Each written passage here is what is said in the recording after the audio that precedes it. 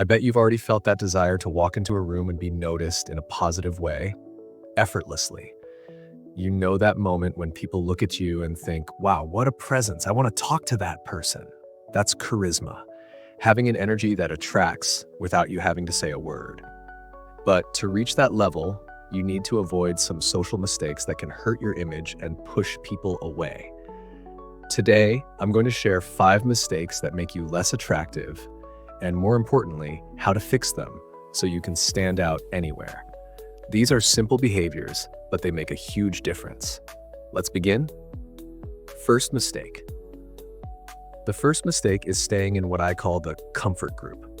Have you ever noticed what happens when people arrive at a party, event, or meeting? Many run to the corner with their usual friends, forming a closed-off group. Men often head straight to the bar, grab a drink, and talk only with people they already know.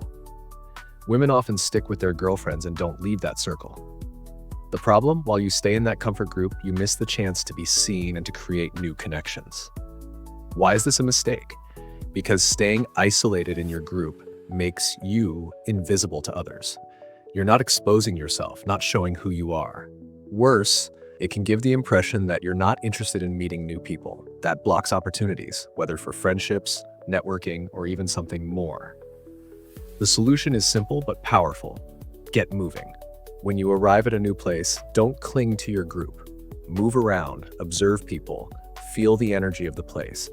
It's not about being the most outgoing, but about being present.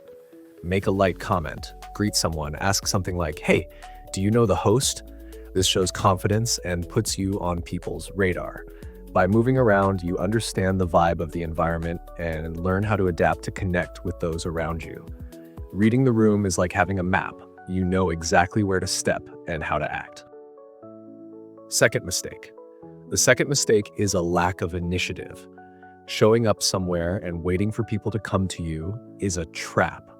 No one is going to approach you just because you're quietly standing there, thinking your presence alone is enough. Life doesn't work that way. If you stay in the corner thinking, if someone wants to talk to me, they'll come, you're being passive. And passivity doesn't attract attention, create opportunities, or make you memorable. This mistake is common because many people are afraid to take initiative. They think, what if I get rejected? Or what if I come off as too much? But the truth is, people value those who take action, who show genuine interest. Initiative is what separates someone who goes unnoticed from someone who makes an impression. How to fix it? Be proactive. Introduce yourself to people, even in a simple way. Say, "Hi, my name is John. Nice to meet you." Shake hands firmly, make eye contact, show that you're present. You don't have to be the center of attention, but it's essential to show that you want to connect. For example, at an event, approach someone and ask something related to the context. "Have you been here before?" That small action already sets you apart from the crowd that's just waiting for things to happen. Remember, those who take initiative lead the game. The third mistake is taking up too little space.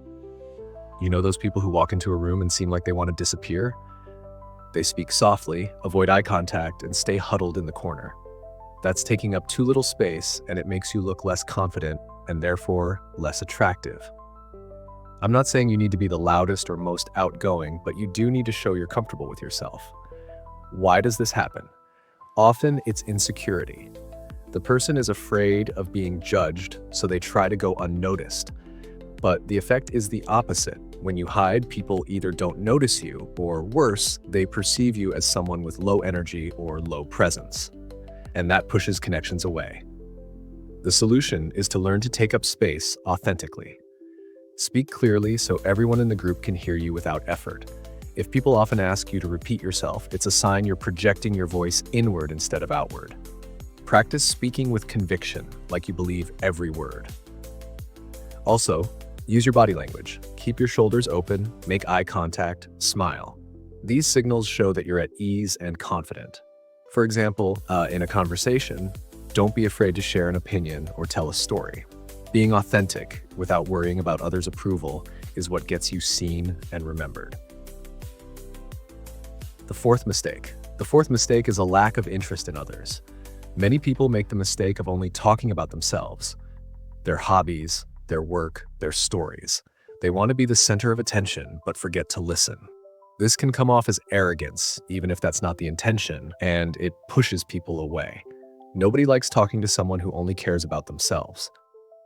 Why is this a problem? Because genuine connections come from exchange. When you don't show interest in others, you miss the chance to learn from them and to build stronger bonds. Plus, people can tell when you're not truly engaged, and that reduces your attractiveness. The solution is simple. Be a good listener. Ask about others. Show genuine curiosity. In a conversation, try to pull more information from the other person than you give about yourself. For example, if someone says they like traveling, ask, "What was your most memorable trip?" Listen attentively and use their answers to keep the conversation going. This not only makes you more interesting, but also gives you valuable insight to connect better. Remember, the more you understand others, the easier it is to build relationships and adapt to different personalities.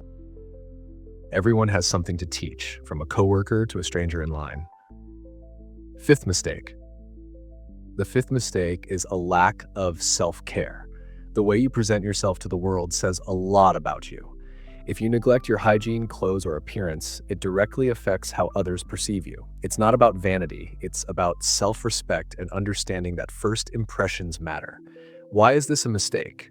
There's something called the halo effect. When you take care of yourself, people automatically associate positive traits with you, like friendliness or competence, even without knowing you. On the other hand, if your appearance is off, messy hair, wrinkled clothes, poor hygiene, people might unconsciously judge you as less trustworthy or less interesting. It's an unconscious reaction, but it's real. The solution is to invest in self-care. Take care of your hygiene. Keep your hair neat, your beard well-groomed, if applicable, your nails clean. Choose clothes that reflect your style and are appropriate for the setting. It doesn't have to be expensive, just clean and well-maintained. Also, pay attention to your posture and energy. Walk with confidence, smile, show that you value yourself. A practical example, before heading to an event, take 5 minutes to check your appearance in the mirror. These details make people see you differently. When you take care of yourself, you send a powerful message. I respect myself and I'm ready to connect. Final thoughts. These 5 mistakes, staying in the comfort group, lack of initiative, taking up too little space, lack of interest in others, and neglecting self-care, are traps that sabotage your charisma and make you less attractive. But the good news is, all of them can be fixed with simple actions. Get moving, be proactive, show your authenticity, listen attentively, and take care of yourself. These changes not only transform how others see you, but also how you see yourself. The best way to keep developing these skills is by seeking constant knowledge. That's why I invite you to subscribe to the channel. Click the button below, activate the bell, and get new videos every week with practical tips to build the best version of yourself. If you want to be that person who walks into a room and draws everyone's attention, start now. Subscribe, and let's go on this growth journey together. Thank you so much for watching, and see you next time.